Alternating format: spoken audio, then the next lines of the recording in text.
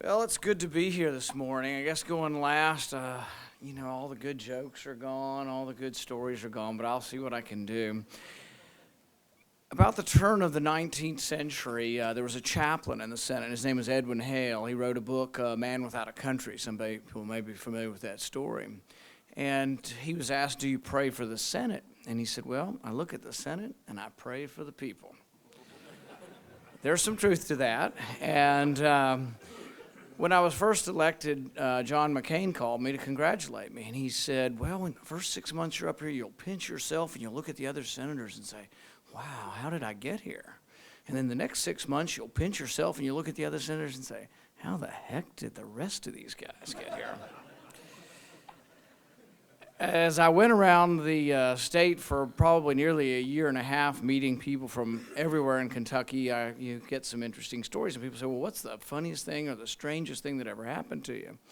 Well, the strangest thing was towards the end of the election, a woman came up to me, I'm serious, grabbed me by the hair and said, I just wanted to know, is that a toupee or not? You got to put up with it. I said, look, lady, I'm just having a bad hair day. Leave me alone.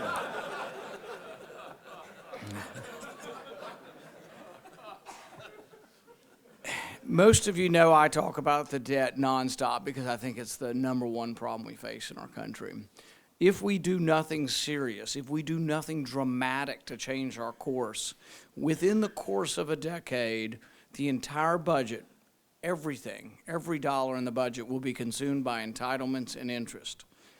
If interests rise, like they did in the late 70s, many of you remember when interest rates were hitting 18, prime went to 21%. If that happens, it's an utter disaster. It's chaos. We don't want chaos to happen in our country, so we have to start planning for the future. But we have to do a lot, more than's even been brought up. And I don't say these things simply so I can be the one saying these. I say these because I fear what happens if we don't do it. Right now we're looking at this much of the budget, non-military discretionary spending. I think Brett mentioned it. You wipe out the whole thing, you still don't balance the budget. Everything, and we're talking about looking at this much. We have to look at the entire budget. Half of the budget's entitlements. We have to look at entitlement reform. I think the young people have already discounted that this is coming. I make the analogy that, on a day when the marketplace, when the Dow Jones does nothing, but the interest rates, the Federal Reserve did something to the interest rates, and the market analysts will say, well, the marketplace didn't do anything because it discounted the fact. They already assumed that the Federal Reserve was going to make this decision. Social Security is the same way. All the young people have assumed it's either not going to be there for them or that they will have to get it at a later age. The other consequence is we keep doing what we're doing and nobody gets it. I mean, in Greece, when Greece failed, they changed the age like this to a much later age, and that's much more difficult to tell a 67-year-old all of a sudden you're not getting until you're 69. But you can tell a 55-year-old or a 45-year-old or a 35-year-old that gradually we're going to raise the age. And it doesn't even have to go up fast. It goes up over 30 years. I think people are ready for that kind of leadership. I think the president has abdicated that leadership, and he's not doing his job. He says he's going to freeze spending. Well, he increased it by 25%, and then he's going to freeze it at an inflated level.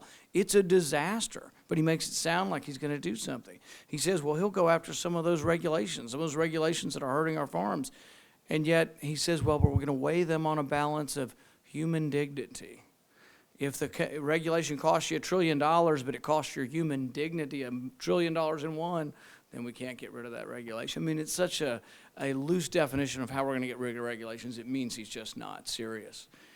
I'll tell you what I am most appreciative about the Farm Bureau and what I've enjoyed about with meeting all of the individuals on the board and the farmers across Kentucky is I don't see you as a single interest group.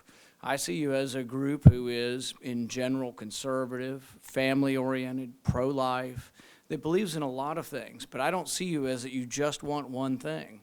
When I think of the Farm Bureau, I think of a meeting I had with the university president right before the election, and he came to me and he showed me a list of all the things that he had gotten from government, and it is his job to advocate for things he can get from government.